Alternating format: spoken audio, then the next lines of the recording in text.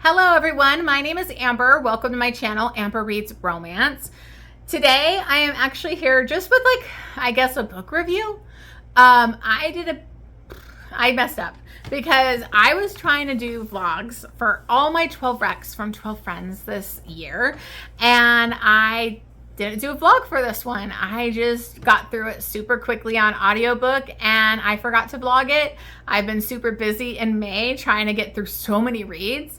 And so I didn't know if I was going to do this or not, but I still wanted to kind of have a playlist for my 12 rec from 12 friends and reviews for each of them. So this is not really a vlog, but this is just going to be my review for that book. So it's kind of a mess, sorry. But I figured I'd at least get this up so that I could have one for each of the books, because I'm hoping I'll catch up on my 12 recs from 12 friends and have one for each book. So this is kind of a mess, but I'm just going to give you guys all my thoughts and details on this book, which is The Beautiful Fiend by Lola King. So let's go ahead and get started.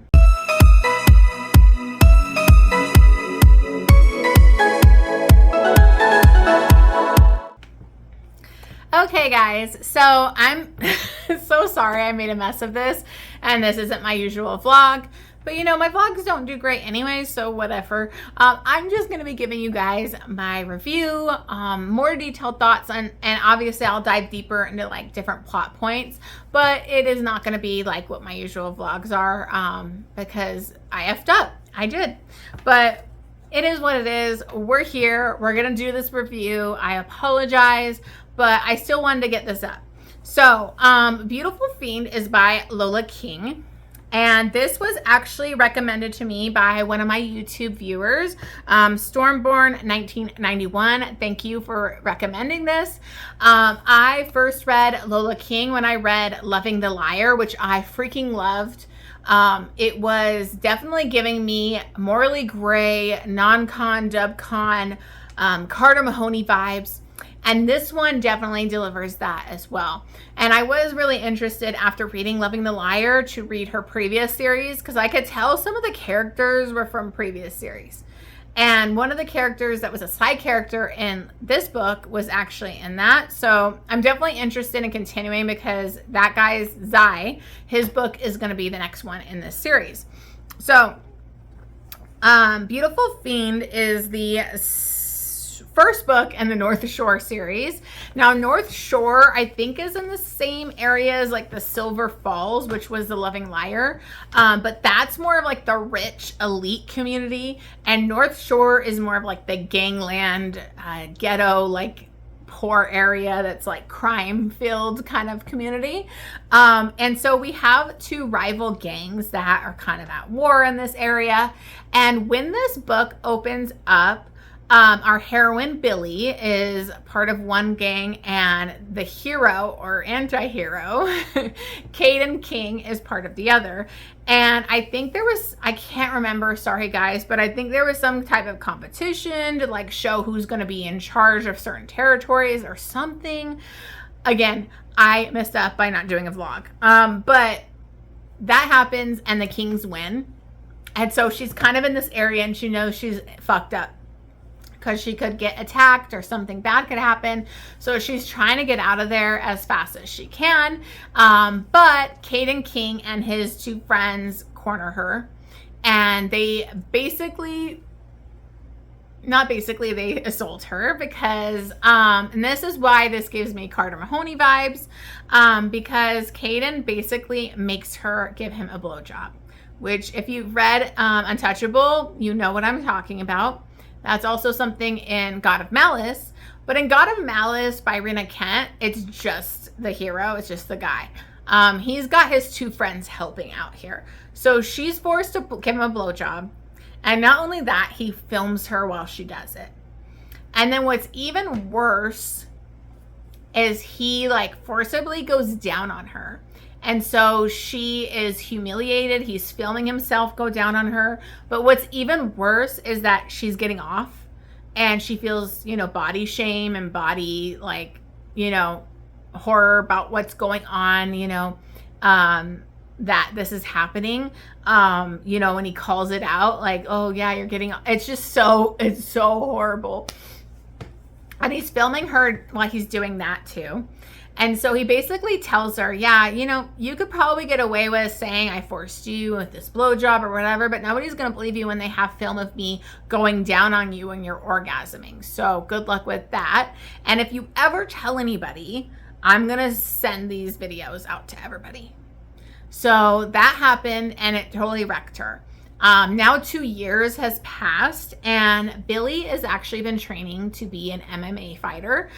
She doesn't want anything to do with the gangs and all of this stuff. She wants out of North Shore, so she's very dedicated. She's constantly training and working her ass off to become an MMA fighter.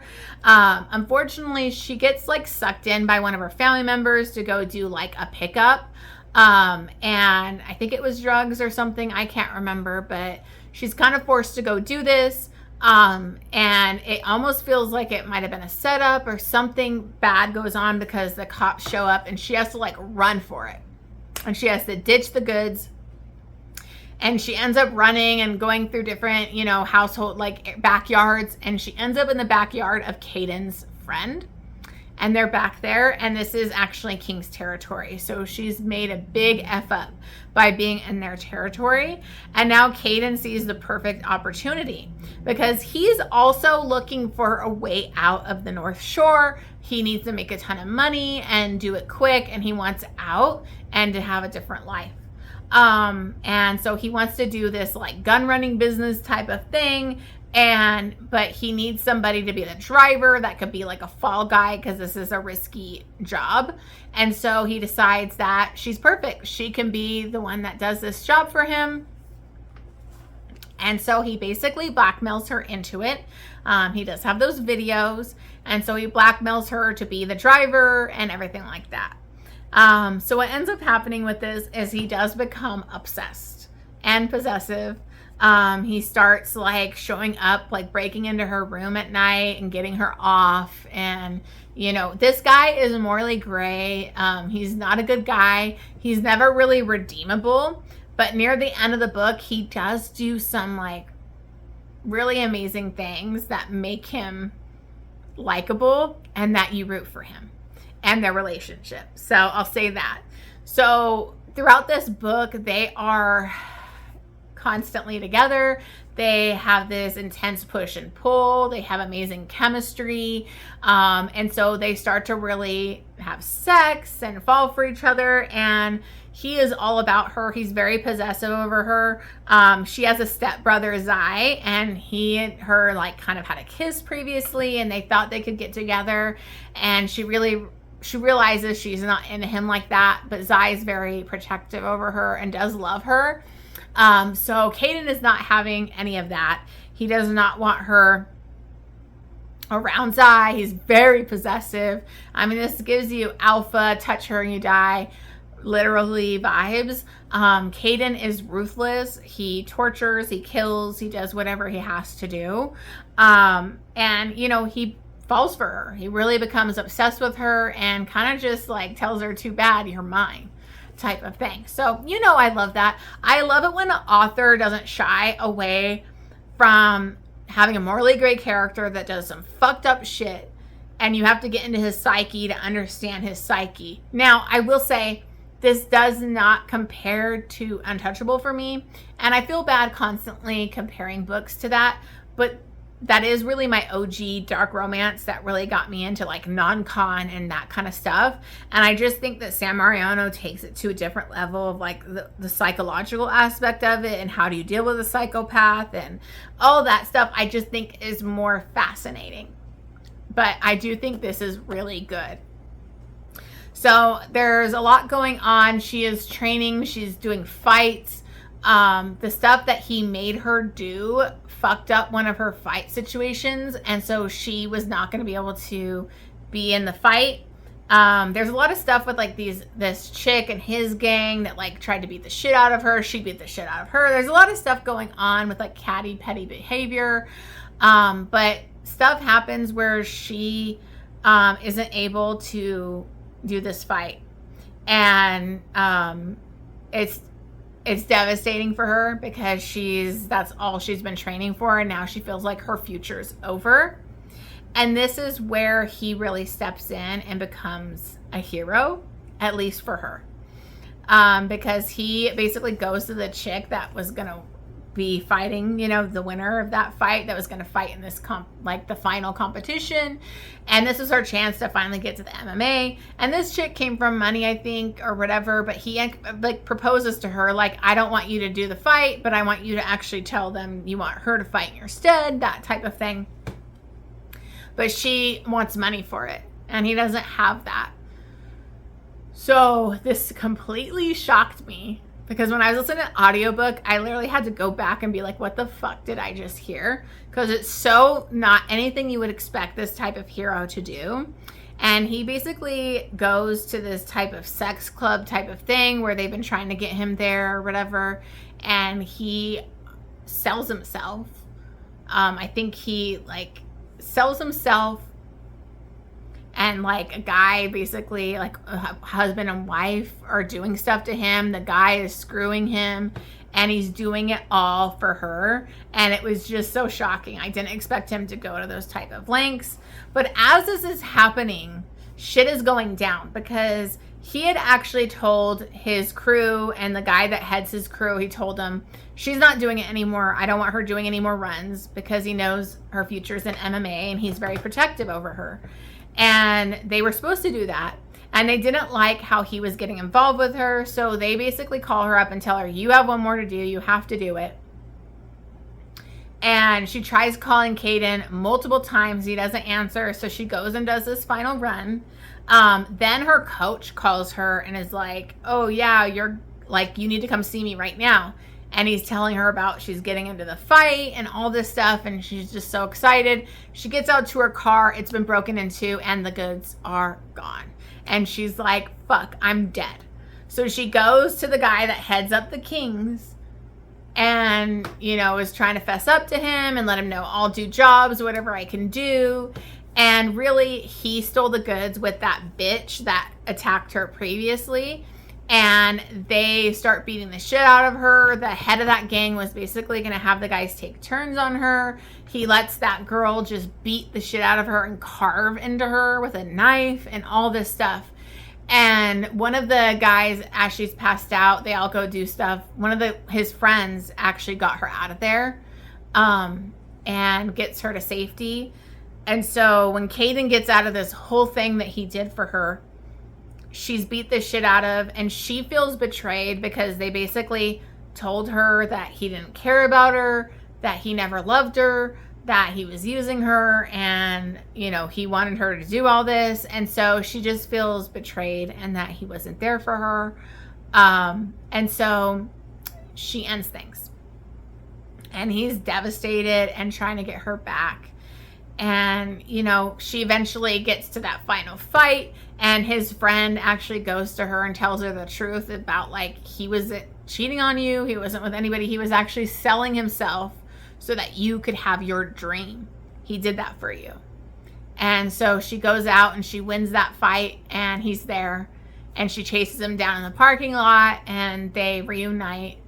But things kind of turned bad because he had actually kidnapped and been torturing the head of his gang. And when they were going to get rid of the body and stuff, she ends up killing him. He takes her down to the thing where he was torturing him, and all this stuff goes on. Anyways, I'm really summing this up. Sorry guys, but my voice is going today. I filmed 5 videos, and it's just been a lot. So they're kind of in the car. I think they have the body in the car, and they're on the run, and the police are after them, and they're really not going to get away from them. So he basically takes the fall for her and gets her out of there. And he loves her. And so the amount of sacrifices that Caden did really made him a hero in this book, even though he's still fucked up and he did a lot of fucked up shit. He sacrificed so much for the heroine that it showed how much he loved her and that he would do anything for her. So then we have kind of a time jump, and she's in the MMA, she's fighting professionally, and he managed to get out of prison because they like got a good lawyer, and I can't remember what it was, but it was like showing that somebody else did it. Oh, like the hands didn't fit his hands that like strangled him or killed him. I can't even remember, you guys. But anyways, he got out of prison and he got off, and now they are gonna get married and have their happily ever after, and they're out at the North Shore and they are good. So sorry, this is kind of a mess of a review, but I will say that I love Lola King's morally gray, dark romance. I think she writes really good like stories. I didn't love Loving the Reaper, but it was because I hated the heroine in that book. And if I hate a heroine, I'm gonna not like the book. So I'm definitely interested. I do want to continue because I really love Zai's character and he's in the next book.